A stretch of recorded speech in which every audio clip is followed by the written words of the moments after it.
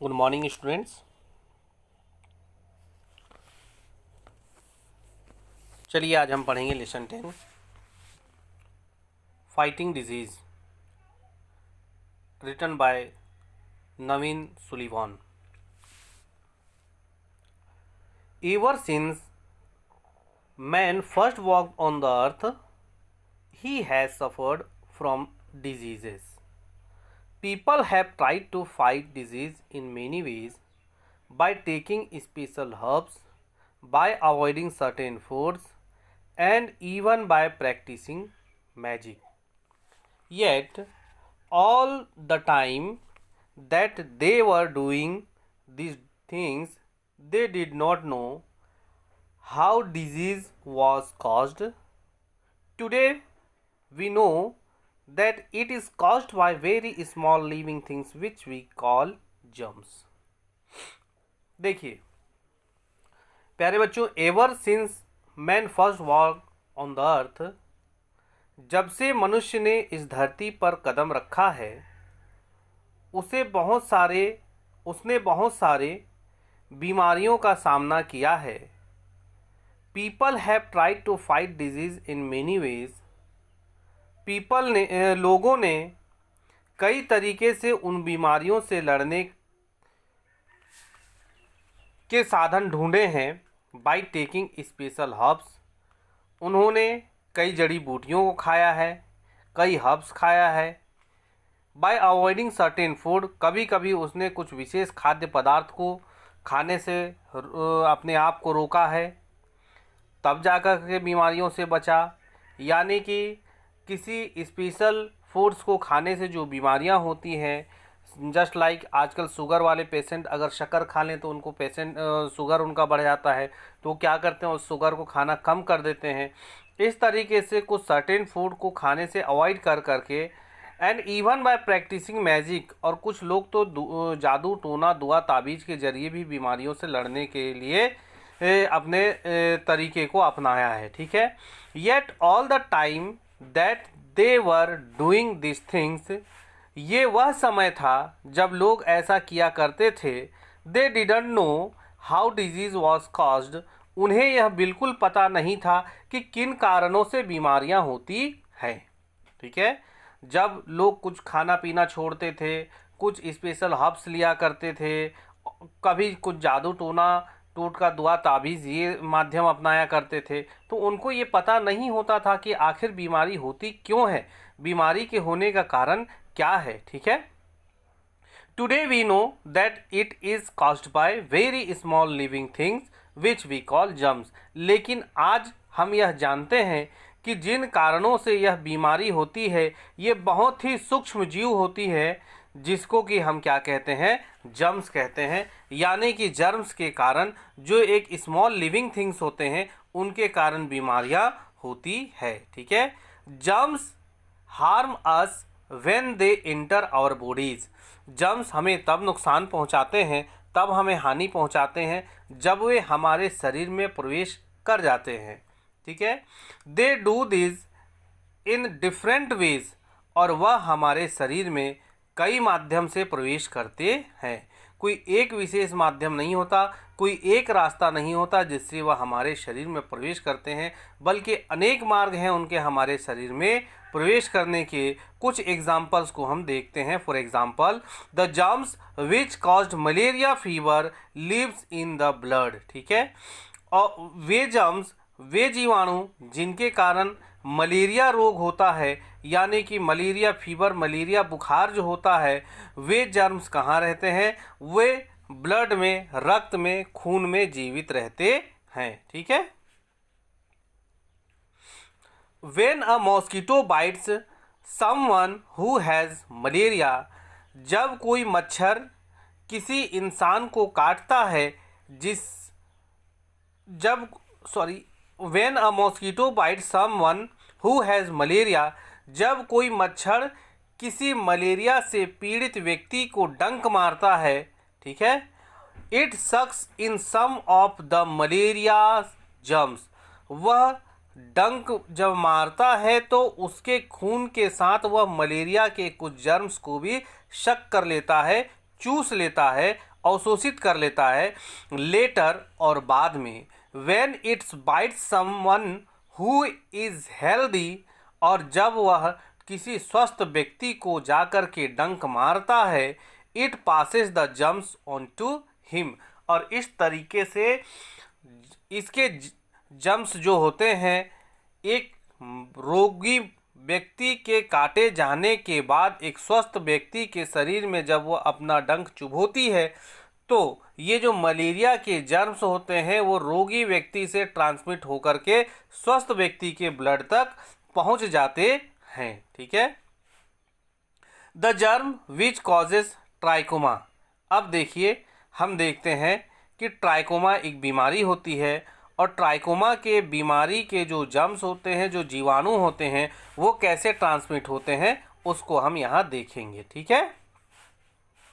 हमने देखा कि मलेरिया कैसे फैलती है, मलेरिया के फैलने का कारण क्या होता है।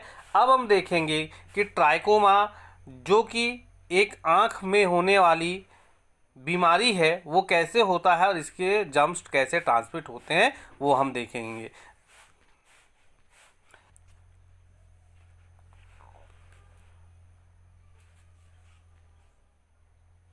The germs which causes trichoma, a disease which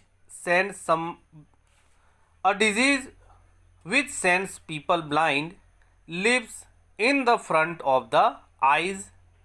देखिए, वे जर्म्स जिनके कारण ट्रैकोमा की बीमारी होती है, ट्रैकोमा रोग होता है, यह एक ऐसा रोग है जिसके कारण कि लोग अंधे हो जाया करते हैं। इसके जो जर्म्स होते हैं ये आँखों के सामने जीवित होता है। ठीक है। If a healthy person washes the same water, अगर कोई स्वस्थ व्यक्ति जो कि ट्रैकोमा रोग से ग्रसित नहीं है, यदि वह उसी पानी से अपने चेहरे को धो लेता है जिस पानी से कि वह रोगी व्यक्ति ने अपना चेहरा धोया था, और यूजेज द सेम टॉवेल, या फिर यह उसी टॉवेल को इस्तेमाल कर लेता है जिस टॉवेल को रोगी व्यक्ति ने इस्तेमाल किया था, आज someone who has trachoma, then the germs can pass to his eye in the water और ऑन द टॉवेल। देखिए, अगर कोई स्वस्थ व्यक्ति रोगी व्यक्ति के इस्तेमाल किए हुए पानी या इस्तेमाल किए हुए टॉवेल का इस्तेमाल कर लेता है, तो उस टॉवेल के माध्यम से या फिर उस पानी के माध्यम से रोगी व्यक्ति के आँखों के ट्रैकोमा रोग के जो जर्म्स होते हैं वो स्वस्थ व्यक्ति के ऊपर क्या होते हैं, ट्रांसमिट हो जाते हैं। फ्लाइज, और जो मक्खियाँ होती हैं छोटी वाली, ठीक है, flies too can carry the germs from an infected person to a healthy one. और ये जो फ्लाइज होते हैं ये भी क्या करते हैं कि जो इन्फेक्टेड पर्सन होते हैं, जो रोगी व्यक्ति होते हैं, उनके आँखों के आसपास बैठ जाते हैं और वहाँ के जो जर्म्स होते हैं उसको स्वस्थ व्यक्ति के आँखों तक ले जाने में सहायक होते हैं। ठीक है। आगे आइए next paragraph. Fortunately we have good natural defence against many disease germs. ठीक है। सौभाग्यवश हमारे लिए खुशनसीबी की बात यह है कि कुछ हमारे अंदर नेचुरल डिफेंसेस हैं, यानी कि प्राकृतिक डिफेंसेस हैं, प्राकृतिक रोगों से लड़ने की क्षमता है हमारे अंदर। ठीक है। Our bodies are made up of millions of very small cells. हमारे शरीर का निर्माण क्या हुआ है, मिलियंस ऑफ स्मॉल सेल्स, यानी कि करोड़ों हजारों छोटी छोटी कोशिकाओं से मिलकर हमारे शरीर के अंगों का निर्माण हुआ है। Just as a building is made up of many stones और ब्रिक्स। जिस प्रकार की एक दीवार की रचना, एक दीवार का निर्माण बहुत सारे ईंटों से और स्टोन्स के मिलने से होता है, इसी तरीके से हमारा शरीर भी क्या है, बहुत सारे छोटे छोटे सेल्स से मिलकर बना हुआ है। Some of this cells moves about and swallow germs up to stop them from harming us। इनमें से कुछ सेल्स ऐसे होते हैं जो इधर उधर मूव करते हैं, ठीक है। एंड सैलो जर्म्स, और जर्म्स जो होते हैं, जीवाणु जो होते हैं, उनको ग्रैप्स करके उनको निगल जाते हैं और हमें क्या होता है कि उन जर्म्स के नुकसान से हमें बचा देता है, ठीक है। We also make special substance in our bodies which attack germs for us, ठीक है। We also make special substance in our bodies। हम अपने शरीर में भी कुछ ऐसे सब्सटेंसेस, कुछ ऐसे पदार्थों का निर्माण करते हैं which attacks germs for us, जो कि जर्म्स पर आक्रमण करते हैं हमें रक्षा प्रदान करने के लिए, हमें उसके दुष्प्रभाव से बचाने के लिए। Some of this substance are always present, ठीक है। इनमें से कुछ सब्सटेंसेस ऐसे होते हैं जो हमारे बॉडी में हमेशा प्रेजेंट होते हैं, उपस्थित होते हैं। फॉर एग्जाम्पल, उदाहरण के लिए, आवर टीयर्स, हमारे आंसू, ठीक है। Our tears contain some to protect our eyes, ठीक है। हमारी आंसुओं में ऐसी क्षमता होती है जो हमारे आँखों को सुरक्षा प्रदान करती है। And our saliva contain some to protect our mouth, और हमारे सलाइवा में कुछ ऐसी चीज़ें मौजूद होती है जो कि हमारे मुख की रक्षा करती है।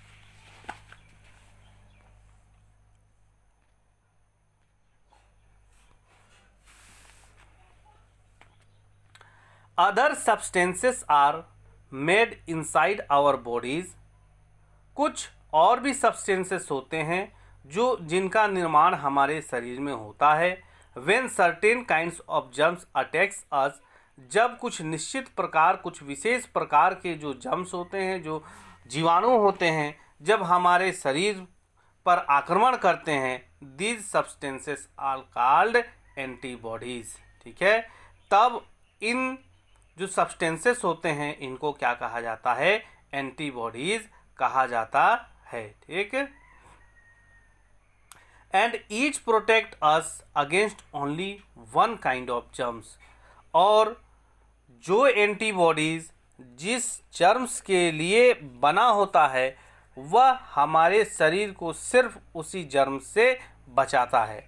अर्थात जब कोई जर्म्स हमारे शरीर में प्रवेश करता है तो हमारे शरीर में एंटीबॉडीज़ का निर्माण होता है, और यही एंटीबॉडीज़ उस निश्चित जर्म से जो हमारे शरीर को हानि करने के लिए हमारे शरीर में प्रवेश किया है उससे हमारे शरीर को बचाता है।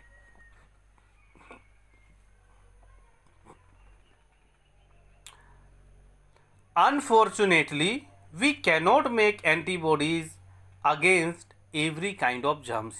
दुर्भाग्यवश हमारे शरीर में हर तरह के जर्म्स को मारने के लिए एंटीबॉडीज़ का निर्माण नहीं होता है। Unfortunately, we cannot make antibodies against every kind of germs, यानी कि हर एक प्रकार के जर्म से बचाने के लिए हमारे शरीर के अंदर क्या निर्माण नहीं करता है? एंटीबॉडीज़ का निर्माण नहीं करता है, ठीक है।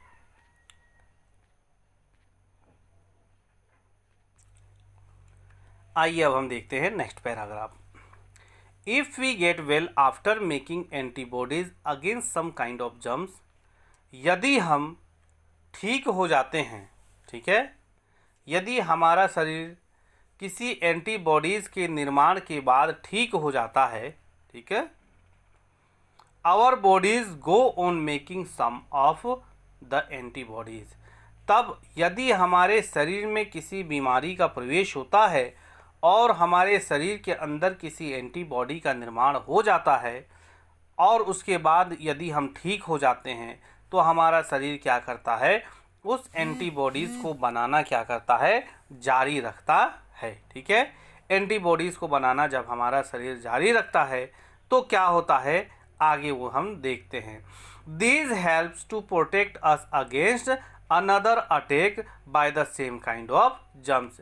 इससे क्या होता है, जब हमारा शरीर अगर एंटीबॉडी बनाना जारी रखता है तो हमारे शरीर में दोबारा उसी बीमारी का आक्रमण नहीं होता है। यदि होता भी है तो हमारे शरीर का एंटीबॉडी उससे हमारी रक्षा कर देता है। Often we are so well protected that we cannot catch the disease again। इसीलिए अक्सर यह होता है कि हमारी अच्छी तरीके से सुरक्षा होती है और इसी कारण से हमारे शरीर को वह बीमारी दोबारा नहीं पकड़ता है। यदि कोई बीमारी हमारे शरीर को हुई और हमारे शरीर के अंदर उसकी एंटीबॉडी का निर्माण हो गया तो फिर अगर वो शरीर हमारे ऊपर जर्म्स हमारे अंदर निश्चित बीमारी का जर्म्स अगर हमारे शरीर में प्रवेश करना भी चाहता है तो हमारे शरीर में मौजूद एंटीबॉडीज़ उसको रोक देता है, जिसके कारण कि हमें क्या होता है, दोबारा वही बीमारी नहीं पकड़ता है। Then we are said to be immune. तभी इसी स्थिति को क्या कहा जाता है, इम्यून कहा जाता है, प्रतिरोधी कहा जाता है। टू दैट डिजीज़, उस डिजीज़ संबंधित डिजीज़ निश्चित डिजीज़ के लिए उसको क्या कहा जाता है, इम्यून कहा जाता है। ये बातें आपको और आगे अच्छी से समझ में आएगी। If we get well after having smallpox we do not catch it again for that reason. यदि हमें एक बार स्मॉल पॉक्स हो जाता है, यदि एक बार हमें चेचक हो जाता है तो फिर हमें दोबारा चेचक नहीं होता है। इसका कारण यही है। अर्थात जब चेचक हमारे शरीर में होता है तो हमारा शरीर क्या करता है कि चेचक के विरुद्ध एक एंटीबॉडीज़ का निर्माण कर लेता है और यह एंटीबॉडी का निर्माण निरंतर करता रहता है। जब कभी भी हल्की फुल्की चेचक के जो जर्म्स होते हैं वो हमारे शरीर पर जब आक्रमण करते हैं तो ये जो पहले से हमारे शरीर में मौजूद चेचक के लिए एंटीबॉडी जो होते हैं वो चेचक से हमारी रक्षा करती है। इसी कारण से हमें दोबारा क्या नहीं होता, स्मॉल पॉक्स नहीं होता और हम स्मॉल पॉक्स के लिए इम्यून कहे जाते हैं, रोग प्रतिरोधी कहे जाते हैं। ठीक है, ये थे बेटा हमारा फाइटिंग अगेंस्ट डिजीज़। हम कैसे डिजीज़ से फाइट करते हैं। ठीक है, डिजीज़ से हमारा शरीर हमारी रक्षा कैसे करता है, एंटीबॉडी का निर्माण क्या होता है, एंटीबॉडीज़ कैसे बनाए जाते हैं। ठीक है,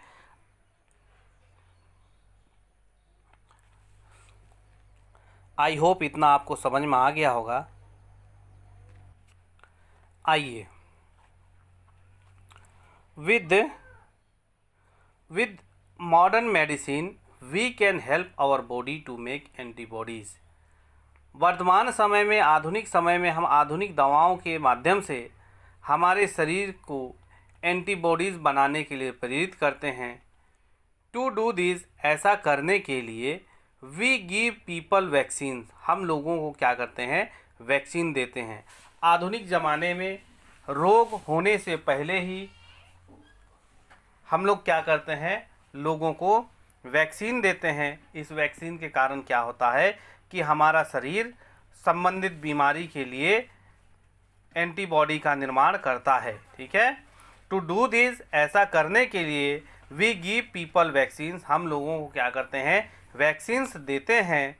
विच are weak and harmless form of the germs, जो कि एक कमज़ोर और नुकसान न पहुंचाने वाला जर्म्स होता है। ठीक है, we are fighting a vaccine causes the body to make antibodies. Vaccine दिए जाने के कारण क्या होता है कि हमारे शरीर को एंटीबॉडीज़ का निर्माण करना पड़ता है, which will then protect it against a strong and harmful form of the same germs. जब हमारे शरीर में किसी निश्चित बीमारी के लिए एक कमज़ोर फॉर्म का वैक्सीन दिया जाता है जिसमें जर्म्स होते हैं, कमज़ोर फॉर्म होते हैं जर्म्स के। मान लीजिए अगर आपको मलेरिया नहीं हुआ है या फिर आपको आप इसको ऐसे समझिए पोलियो, पोलियो देखते हैं, पोलियो जब किसी को नहीं हुआ रहता है तभी पोलियो की दवाई पिलाई जाती है। इसका मतलब क्या होता है कि जब हम पोलियो की दवा किसी को देते हैं तो उसमें जो पोलियो के जो जर्म्स होते हैं उसके वीक और हार्म फॉर्म के जर्म्स मौजूद होते हैं। जब वे शरीर में प्रवेश करते हैं तो उसके कारण क्या होता है कि हमारा शरीर उससे लड़ने के लिए एंटीबॉडी का निर्माण कर लेता है। और जब पोलियो एक्चुअल रूप में अटैक करता है तो चूंकि पोलियो के लिए हमारे शरीर में पहले से ही एंटीबॉडी का निर्माण हो चुका है तो हम क्या होते हैं, हमारा शरीर पोलियो जैसे गंभीर बीमारी से बच जाता है। इसी कारण से हम लोग क्या करते हैं कि किसी विशेष रोग से लोगों को बचाने के लिए पहले से ही उसको वैक्सीन देते हैं। जैसा कि आप हाल ही में कोरोना के संबंध में भी देख रहे होंगे, आज लोगों को कोरोना का टीका लगाया जा रहा है।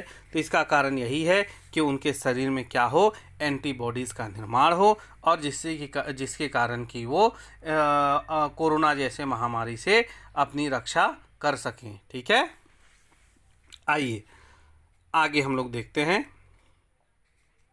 Bye vaccinating people before they have caught a disease, we can stop them from ever getting it। किसी भी व्यक्ति को हम कोई रोग होने से पहले यदि उसे टीका लगा देते हैं तो हम उसकी रक्षा कर सकते हैं कि उसे वह रोग भविष्य में ना हो। ठीक है, ये थे फाइटिंग डिजीज़। इसके आगे हम नेक्स्ट वीडियो लेक्चर में पढ़ेंगे। आई होप आपको ये जितना पढ़ाया गया वो समझ में आ गया होगा। ठीक है, चलिए, wish you all the best, have a nice day and thank you very much.